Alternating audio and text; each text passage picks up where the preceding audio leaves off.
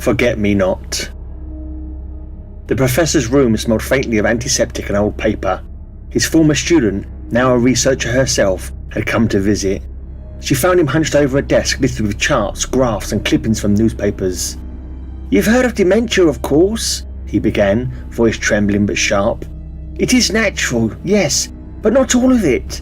There is something else, an entity that feeds on memory itself. I've traced its patterns for decades." He spread out his papers, jagged decline curves, maps of early onset clusters, notes scrawled in frantic ink. "Look here, a rash of cases in this region, far too young, far too sudden. And do you recall the story in the papers? That little town where everyone forgot how to drive all on the same day? They laughed about it, a funny news item, but it was feeding, a mass harvest." The student leaned closer, unsettled. "You're saying it causes dementia?" "Not all dementia," he corrected, "but enough. It steals fragments from many, whole lives from some.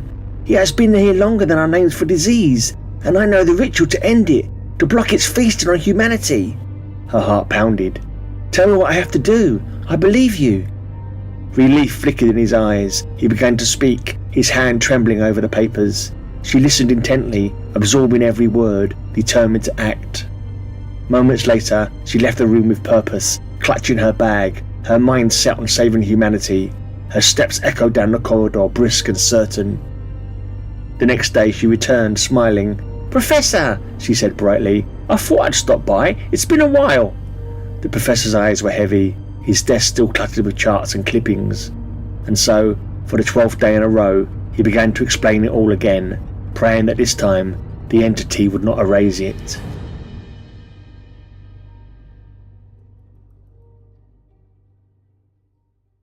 "You heard the ritual too, you know.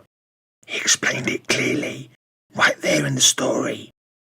Let me tell you again.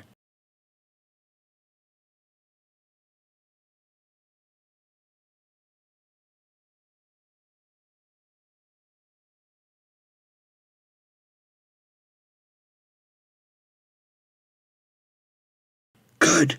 Now move, before it notices you remembering."